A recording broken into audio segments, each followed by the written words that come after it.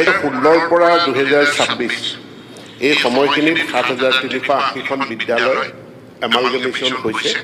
কিন্তু ইয়াৰে সৰহ সংখ্যক বিদ্যালয় 2,639খন বিদ্যালয় 2017-18 চনত এমালগেমেশ্যন হৈছে আৰু এতিয়ালৈ 21ৰ পৰা 26 চনৰ ভিতৰত আমাৰ 1,000 বিদ্যালয়।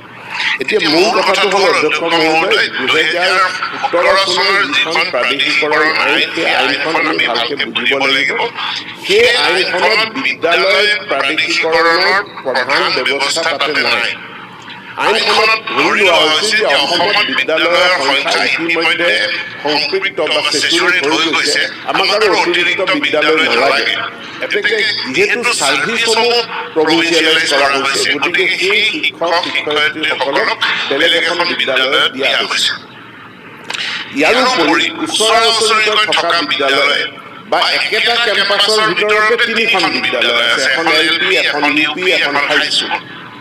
এই বিদ্যালয়সমূহৰ এমালগেমেশ্যন কৰা হৈছে আৰু ইয়াৰ কাৰণে শিক্ষা ক্ষেত্ৰ নামৰ এখন আঁচনি আছে। কিছুদিন পূৰ্বে মই সকলো বিধায়কলৈ চিঠি লিখি তেওঁলোকৰ সমষ্টিত থকা 30জনতকৈ কম ছাত্ৰ ছাত্ৰী থকা বিদ্যালয়ৰ মই তালিকা সকলো বিধায়কৰ হাতত মই দিছোঁ। বিধায়কসকলে কোনোবাই যদি নাই পোৱা মোলৈ এটা হোৱাটছএপ মেছেজ দিলে মই লগে লগে আকৌ দি দিম।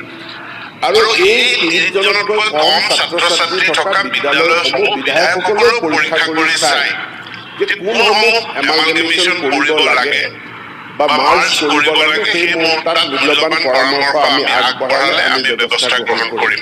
বৰ্তমান আমাৰ যি জিলা বিষয়াসকল আছে, আমাৰ জিলা কাৰ্যালয় আছে, ব্লকৰ কাৰ্যালয় আছে, তেওঁলোকক নিৰ্দেশ দিয়া হৈছে ইয়াৰ ওপৰত এটা প্ৰতিবেদন দিয়াৰ কাৰণে।